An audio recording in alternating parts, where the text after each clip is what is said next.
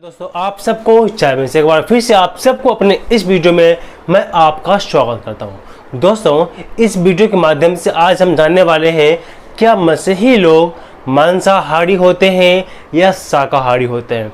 दोस्तों इस प्रश्न का उत्तर क्लियर रूप से बताना सही नहीं होगा कि एक मसीही को मांसाहारी होना चाहिए या शाकाहारी होना चाहिए, क्योंकि मैं प्रियो वो मांसाहारी होना या शाकाहारी होना वो बात उनके विश्वास पर, ये उनके निर्णय के अनुसार तय होता है कि आप मांस खाना आपको पसंद है या नहीं पसंद है। वो आपके इच्छा पर डिपेंड करता है। इसीलिए हम ये नहीं कह सकते हैं कि एक मसीही को मांसाहारी होना चाहिए या शाकाहारी होना चाहिए। दोनों हो सकते हैं, मांसाहारी भी हो सकते हैं और शाकाहारी भी हो सकते हैं। क्योंकि मैं प्रियो इस विषय पर मैंने बहुत सारे वीडियो बना दिया है। अगर जो वो वीडियो आप देखना चाहते हैं तो ऊपर आई बटन में इसका लिंक मैं दे दूंगा और इसी वीडियो के नीचे में मैं वो वीडियो दे दूंगा। आप जा कर के अच्छे से वीडियो को देख लीजिएगा कि जीव की हत्या करना पाप है या पुण्य है। जैसा कि उर्मिला बहन ने जो कमेंट किया कि मैं शाकाहारी हूँ और मसीही लोग तो मांस खाते हैं, क्या वो पाप नहीं करते। मैं प्रियो मांस खाना पाप है या गलत है, इस विषय पर मैंने एक वीडियो बनाया है, जाकर देख लीजिएगा। मेरे चैनल में वीडियो पहले से रखा हुआ है। इसलिए मैं प्रियो ये वीडियो शुरू से अंत तक आप जरूर देखें ताकि आपको समझ में आ सके क्या मांसाहारी होना सही है या शाकाहारी होना सही है। दोस्तों अगर हम बाइबल को पढ़ते हैं, उत्पत्ति 1 अध्याय का 29 वचन में कि वहाँ पर परमेश्वर आदम हवा को आदेश देता है कि तुम साग पात ही खाना, अर्थात तुम जो भी छोटे छोटे हरे हरे पौधे हैं और तुम साग पात यानी शाकाहारी भोजन तुम करना। लेकिन उसी का जब आगे उसका वंशज को बढ़ता है और नूह के समय में जब जल प्रलय हुआ, उसके बाद 9 अध्याय के 3 और 4 में परमेश्वर ने क्या कहा, सारे चलने वाले जंतु तुम्हारे आहार होंगे। अर्थात उत्पत्ति में परमेश्वर ने शाकाहारी भोजन करने के लिए बताते हैं और उत्पत्ति के 9 अध्याय में फिर मांसाहारी भोजन करने के लिए परमेश्वर हमें आज्ञा देता है। लेकिन ये कतई आज्ञा नहीं दिया है कि तुम हमेशा मांस मछली ही खा सकते हो। वो आपके ऊपर डिपेंड करता है कि आप मांस मछली खाना चाहते हो या नहीं चाहते हो। मेरे चर्च में बहुत सारे ऐसे लोग हैं जो शुद्ध शाकाहारी हैं और वो प्रभु यीशु मसीह में विश्वास करते हैं और चर्च में आते हैं और बपतिस्मा भी लिए हुए हैं। वो आप पर डिपेंड करता है कि आपको जो खाना अच्छा लगता है वो आप खा सकते हो। प्रभु यीशु मसीह अर्थात परमेश्वर हमें पूर्ण रूप से इसकी स्वतंत्रता दिया है कि आप भोजन का चुनाव आप अपने आप कर सकते हो। क्योंकि मैं प्रियो मरकुस 7 अध्याय 14 से 22 के अंदर में प्रभु यीशु मसीह में साफ हमें बताते हैं कि कुछ भी खाने पीने के द्वारा हम अशुद्ध नहीं होते हैं। अशुद्ध नहीं होता अर्थात भोजन के द्वारा हम अशुद्ध नहीं होते हैं। भोजन हमें पाप में नहीं गिरा सकती है। इसीलिए आपको जो चाहे वो खा सकते हो। और मेरे प्रियो जो लोग कहते हैं कि हम शुद्ध शाकाहारी है, मांस मछली का सेवन कभी भी नहीं करते हैं, लेकिन मैं प्रियो उन लोग से आज मैं आप कहना चाहता हूँ कि आप तो मुख्य रूप से आप कभी भी मांस मछली का सेवन नहीं करते, वो आपकी इच्छा है। लेकिन अगर आप मांस मछली के सेवन ना करते हुए भी लगभग आप में से बहुत सारे लोग मांस मछली खा भी लिया होगा। किस प्रकार से, अगर जो आप मांस मछली नहीं खाते हैं, आप मेडिसिन खाते हैं, दवाई खाते हैं, उसमें भी कितना तो जानवर की चर्बी से मेडिसिन में इसका इस्तेमाल किया जाता है। आप चापाकल के पानी पीते हैं, उसके अंदर जलेबी लगा होता है, वो भी गाय जानवर के चमड़े का जलेबी बना के लगाया जाता है। कोई भी सुंदरता को बढ़ाने वाले जो क्रीम होते हैं उसमें भी जानवर की चर्बी का इस्तेमाल किया जाता है। तो आप जो है अलग रूप से उसका इस्तेमाल तो कर रहे हो, चाहे आप उसके मांस मछली मत खाओ, लेकिन अलग रूप से उसका इस्तेमाल तो कर रहे हो। तो इसीलिए आपको जो भी रुचता पचता है आप खा भी सकते हो और आप नहीं भी खा सकते हो।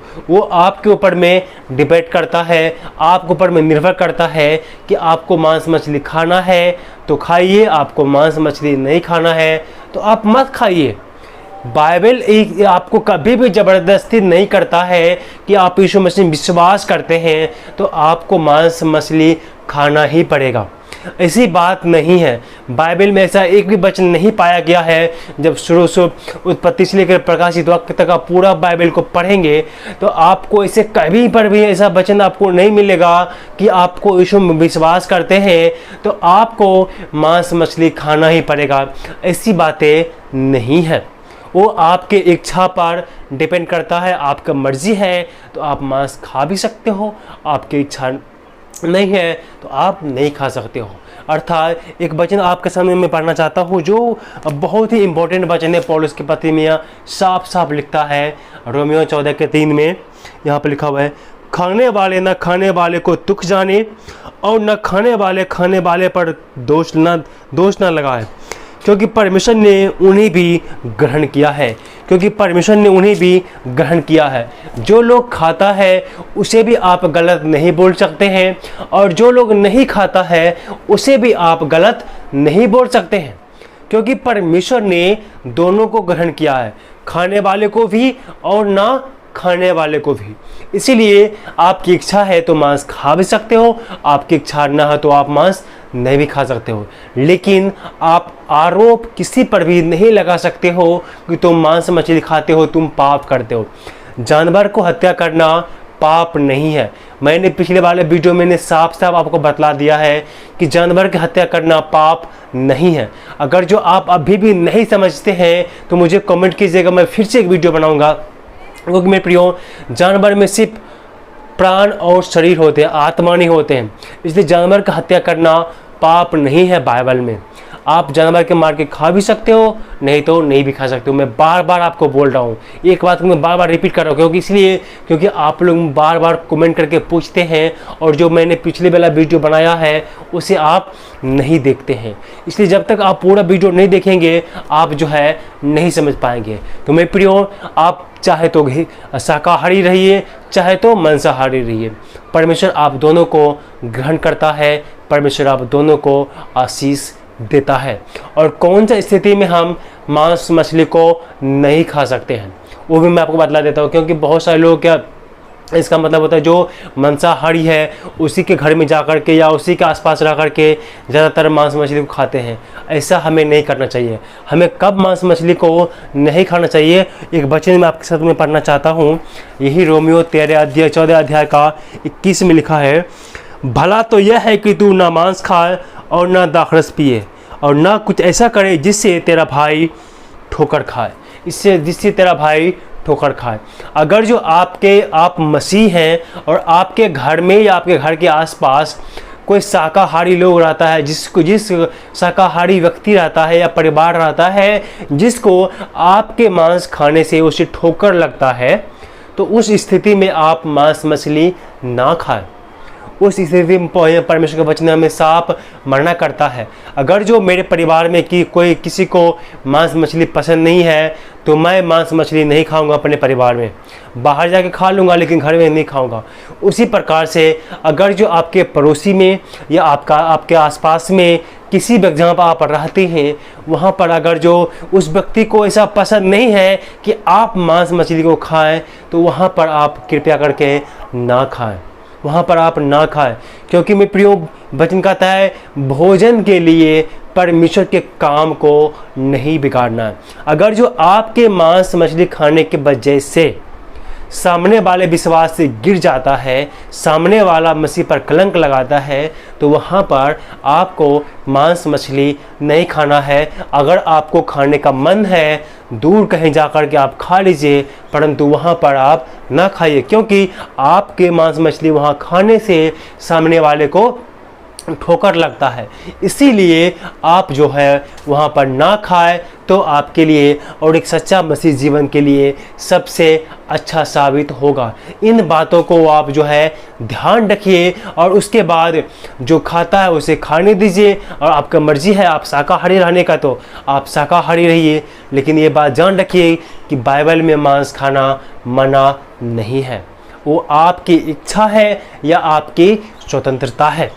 आपका भोजन करने का चुनाव परमेश्वर ने आपके हाथ में दिया है कि आप किस प्रकार का भोजन का चुनाव करते हैं, जो आपके शरीर के लिए और आपकी सेहत के लिए जैसा भोजन की आवश्यकता है वैसा भोजन आप कर सकते हैं। अर्थात ये हम अंत में मैं आपको निष्कर्षण के तौर पर यह बताना चाहता हूँ, हम यह नहीं कह सकते हैं कि मसीह लोगों को मांसाहारी ही होना चाहिए या शाकाहारी ही होना चाहिए। वो आपके ऊपर डिपेंड करता है कि आप चाहे तो मांसाहारी रहिए या आप चाहे तो शाकाहारी रहिए। वो आपकी इच्छा और आपके पसंद पर डिपेंड करता है। आप चाहे तो खाएं, आप चाहे तो नहीं खाएं, ये आपके हाथ में है। और जो खाने वाला और न खाने वाला और खाने वाला किसी के ऊपर में आप आरोप या गलत किसी को हम नहीं कर सकते हैं। दोनों अपनी जगह पर सही है।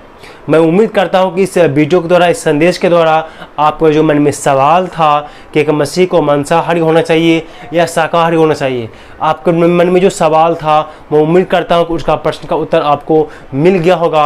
अगर जो हमारे द्वारा दिया गया ये जानकारी अगर आपको अच्छा लगता है तो इसी तरह के वीडियो पाने के लिए और बाइबल से जुड़े संदेश को पाने के लिए आप हमारे चैनल को सब्सक्राइब कर लीजिए, ताकि जब भी मैं वीडियो अपलोड करूँ तो आपके पास वो पहुंच सके और आप जो है विश्वास में आगे बढ़ सके।